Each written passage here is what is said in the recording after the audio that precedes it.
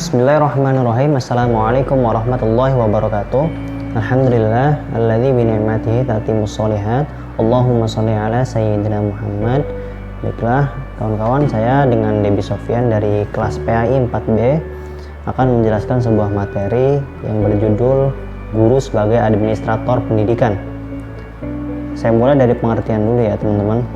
Dalam administrasi sekolah, guru berperan sebagai administrator pendidikan yang sangat penting perannya dalam menetapkan kebijaksanaan dan melaksanakan proses perencanaan, pengkoordinasian, pengarahan, pengorganisasian, pembiayaan dan penilaian kegiatan kurikulum, kesiswaan, sarana dan prasarana, personalia sekolah, keuangan dan hubungan sekolah dengan masyarakat.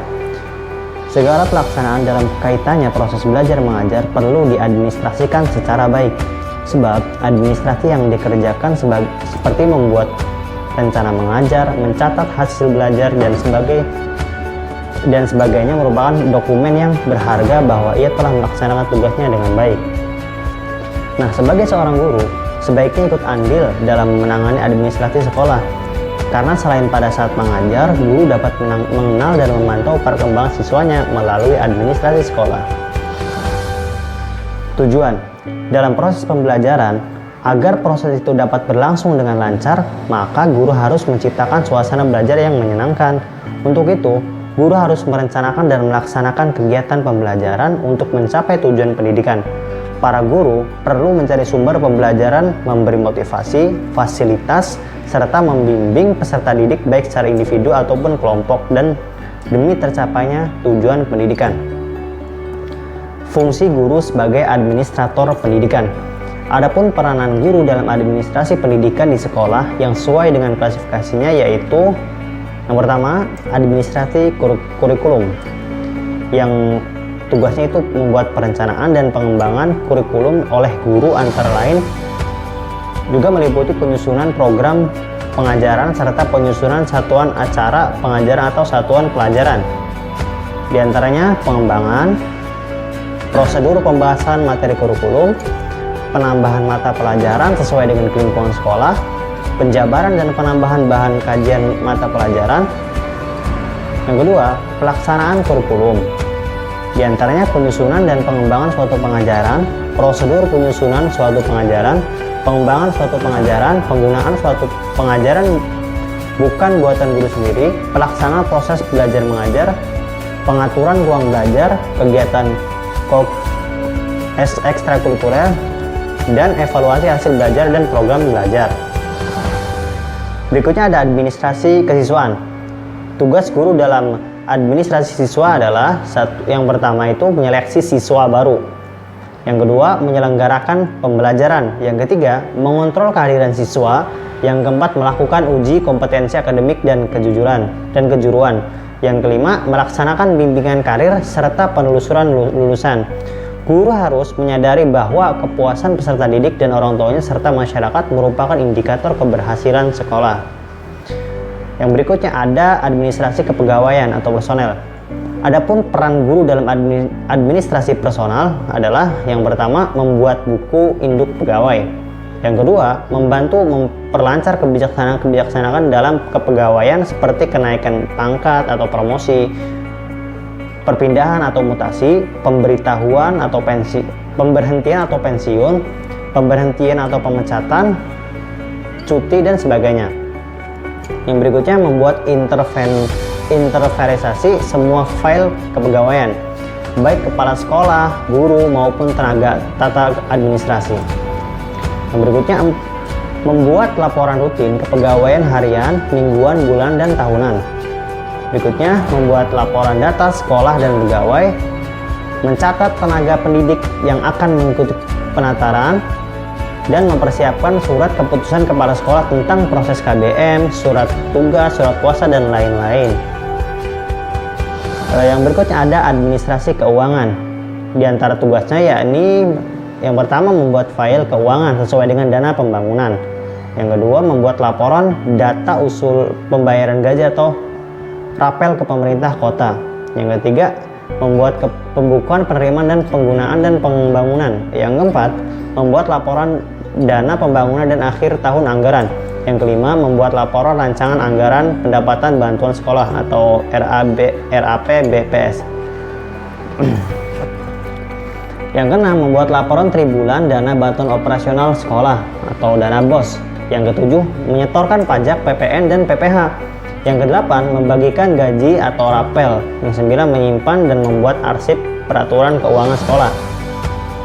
Yang berikutnya ada yang namanya administrasi prasarana dan sarana pendidikan.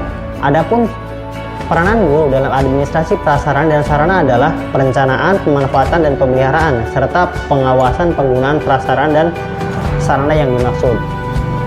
Di antaranya adalah perencanaan. Perencanaan pengadaan barang menuntut keterlibatan guru karena semua barang yang dipergunakan dalam proses belajar mengajar harus sesuai dengan rancangan kegiatan belajar mengajar. Perencanaan pengadaan yang menuntut keterlibatan guru diantaranya adalah pengadaan alat pengajaran dan media pengajaran. Yang kedua, pemanfaatan dan pemeliharaan. Guru harus dapat memanfaatkan segala sarana seoptimal mungkin dan bertanggung jawab penuh terhadap keselamatan pemakaian sarana dan prasarana pengajaran yang ada. Yang ketiga, pengawasan penggunaan. Apabila sarana dan prasarana pendidikan itu digunakan oleh siswa yang ada di kelasnya, maka tugas guru adalah melakukan pengawasan atau memberikan arahan agar siswa dapat menggunakan atau memakai sarana dan prasarana pendidikan yang sebagaimana mestinya. Berikutnya ada administrasi hubungan sekolah dan masyarakat. Beberapa hal yang dapat dilakukan guru dalam humas itu adalah satu, membantu sekolah dalam melaksanakan teknik-teknik humas. Yang kedua, membuat dirinya lebih baik lagi dalam masyarakat. Yang ketiga, dalam melaksanakan semua itu guru harus melaksanakan kode etiknya, yakni kode etik guru. Berikutnya ada administrasi layanan khusus. Proses belajar mengajar memerlukan dukungan fasilitas yang tidak secara langsung dipergunakan di kelas. Fasilitas yang dimaksud antara lain adalah pusat sumber belajar, unit kesehatan siswa, dan kafetaria sekolah. Yang pertama, pusat sumber belajar atau PSB adalah unit kegiatan yang mempunyai fungsi untuk memproduksi, mengadakan, menyimpan, serta melayani bahan pengajaran sesuai dengan kebutuhan pelaksanaan proses belajar mengajar di kelas ataupun pelaksana pendidikan di sekolah. Pada umumnya, pusat belajar dirancang untuk membantu pelaksanaan pendidikan di sekolah. Oleh karena itu, pusat sumber belajar harus diadministrasikan secara profesional. Pusat sumber belajar sekolah dibeli dari dana yang tersedia, diberi oleh masyarakat ataupun diberi oleh pemerintah. Yang kedua ada unit kesehatan siswa. Unit kesehatan siswa untuk UKS merupakan suatu unit yang menangani masalah kesehatan jasmani siswa. Guru yang memiliki pengalaman dalam bidang kesehatan jasmani sangatlah dibutuhkan untuk membantu siswa-siswa yang membutuhkan pertolongan atau sakit. Secara spesifik, peran guru dalam UKS yakni yang pertama, membantu menangani dan mengawasi siswa yang membutuhkan pertolongan atau sakit. Yang kedua, mengawasi obat-obatan yang diinput ke dalam UKS dan output yang di-output dari UKS. Yang ketiga, membantu menghimbau para siswa agar mau hidup sehat, agar terbebas dari penyakit. Yang ketiga, kafetaria, warung, kantin sekolah. Kantin sekolah tidak harus diadministrasikan sendiri oleh sekolah, tetapi dapat juga diadministrasikan oleh pribadi di luar sekolah atau oleh Dharma Wanita sekolah. Namun kantin sekolah tidak boleh terlepas dari pengawasan kepala sekolah. Kepala sekolah harus memikirkan atau mengupayakan agar kehadiran kantin itu mempunyai sumbangan positif dalam proses belajar mengajar anak di sekolah. Yang terakhir ada pembahasan terkait dengan ruang lingkup guru sebagai administrator pendidikan.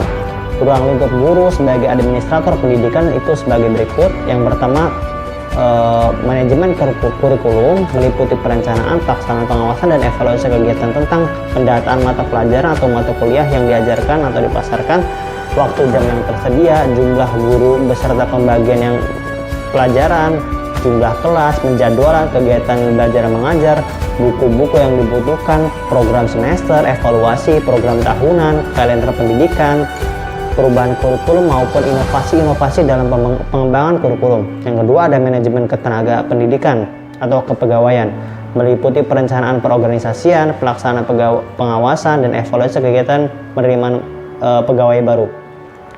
Berikutnya ada manajemen peserta didik, meliputi perencanaan perorganisasian, pelaksanaan pengawasan, dan evaluasi kegiatan penanggalan penerimaan siswa baru, pelaksanaan tes penerimaan siswa baru, penempatan dan pembagian kelas, kegiatan-kegiatan kesiswaan, motivasi dan upaya peningkatan kualitas lulusan dan sebagainya. Yang keempat ada manajemen sarana dan prasarana pendidikan, yang meliputi perencanaan, pengorganisasian, pelaksanaan, pengawasan, dan evaluasi kegiatan pengadaan barang, pembagian dan penggunaan barang, inventaris atau perbaikan barang dan tukar tambah maupun penghapusan barang. Yang kelima, ada manajemen keuangan atau biaya pembiayaan pendidikan, meliputi perencanaan, pengorganisasian, pelaksanaan, pengawasan, dan evaluasi kegiatan masuk dan keluarnya dana. Jadi dalam proses tujuan pendidikan ternyata tidak sesimpel yang kita bayangkan. Ternyata guru bukanlah sosok sumber daya manusia yang ditugaskan hanya menghilangkan kebodohan, tapi dalam mencapai visi tersebut kita harus melalui proses-proses administrasi yang disebut dengan misi. Itulah yang dapat saya sampaikan, kurang lebihnya mohon maaf. Wassalamualaikum warahmatullahi wabarakatuh.